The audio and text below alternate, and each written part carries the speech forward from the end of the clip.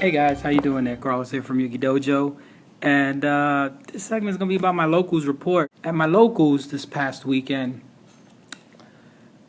I gotta practice. I could tell you that much. I don't know how many of you guys are able to just grab their deck that hasn't played it for like ever and then win tournaments. I guess I'm not that type of person. All right, so I'm going to explain exactly what happened round by round at my locals. All right, and just to give you the insight, I was actually playing my hero deck. I actually had to play against a good friend of mine, Gerardo, and he was playing gadgets, Machina gadgets to be exact. So he was there, busy doing his exceeds and everything. But I made some misplays, and not taking any discredit from you, Gerardo, if you're watching this. It was a great match. I made some misplays that might have been changed the game towards a little bit more in my favor. But that's, I guess, what happens when you don't practice. So after round one, I was 0-1. And I'm going to have to highly say, if you haven't played in a long time, practice. Round two, I actually had to play another hero deck. So it was the mirror match. His name was Mark. Great guy, Mark, if you're watching this. I had a great match with you there.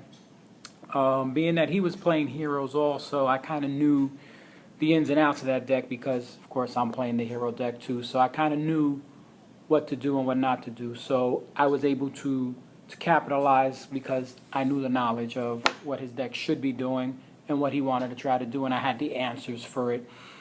So by the end of round two, I was 1-1. Round three, I actually had to play, and I kind of forgot. I don't remember his name, but it was a Gravekeeper's deck that I had to play against. Now, Gravekeepers can give us a little bit of a hard time because then we won't be able to use our Miracle Fusions because of the Necro Valley there. And their monsters being 2,000 monsters compared to my monsters being the 1900s can be an issue there too. It was an interesting match. Being that I used to play Gravekeepers in the past, before I started playing the heroes, I kind of remember the strategy of what Gravekeepers tries to do. And with that knowledge, just like the round before, I was able to capitalize on certain things that I knew that he needed to do or wanted to do, and I had the answers for it. So after 3 rounds, I'm 2-1. I'm really psyched, and we were playing only a 4-rounder this time, so I had to win the next round. So far, 2-1. Great job so far. Round 4, I actually had to play somebody that was new there. I've never met them before. Great match. He was playing actually Black Wings, and it was a Black Wings that didn't even include value in it. Now, this particular match is the one that I was a little bit more upset about than anything. I actually lost this match, but I lost one because of me not remembering much about Black Wings. I can say that the first match out of the 3, I won. Because I had the answers to Black Wings. I kind of vaguely remembered. In game 2, I said, let me not side deck. It worked fine. I'm not going to put any side deck cards, even though I knew I should have put some MSTs in there. The extra MST and the Dust Tornado that I had in my side deck to put into the deck for their set Icaruses or their set back rows, I didn't. So I lost game 2. Now game 3 is where I'm really more upset because of what had happened. I forgot which Black Wings it is, but it's an 1800 attack Black Wing monster that says if this attacks a monster and sends it to the graveyard, they get to bring a card to their hand, a Black Wing card to their hand from their deck.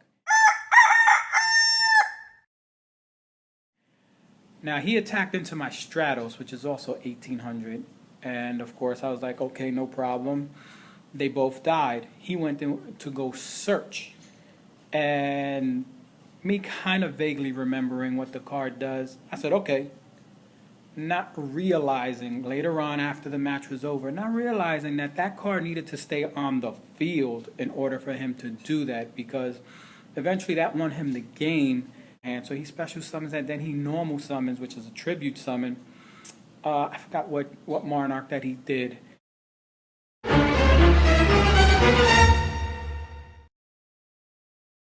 And it bounced one of my back rows back to the top of my deck, and then attacked. Now I had to deal with the Monarch as opposed to not having to deal with anything. Plus he got another card taken out of his deck, and he would have been stuck with a Monarch in his hand, because he wouldn't have had anything on the field. So, and I am upset with him because I did speak to him after the match to let him know that he can't do that, and he kind of gave me the insinuation that he kind of knew that. So that kind of annoyed me, but I was more pissed off at myself because I should know that stuff, or if not, read the cards before he does anything and make sure that those things don't happen. So I would highly recommend that you guys, if once your opponent starts doing stuff, read their cards if you don't remember. And if you don't even know what it is, read their cards and make sure that they're doing what they're doing properly, because one, they may know what they're doing and everything they're doing is correct, or two, they may not know what they're doing and they're doing it incorrectly. Or B, they may be knowing that they can't do this, but they're seeing if you know that they can't do it. So I went 2-2, didn't make top 6 at all there, so I was bummed out of that. But overall, I had a great experience because I got to learn a lot more things there, and a refresher, and it was more of a rejuvenation of getting back into the game. So that's the local reports. Hopefully this helped you out. And you guys keep on playing good Yugis. Don't forget to subscribe. Thumbs up this if you like hearing about my reports, my locals reports. And don't forget to go to the website, www.yugidojo.com. All right, guys? Keep on playing good Yugis. Peace.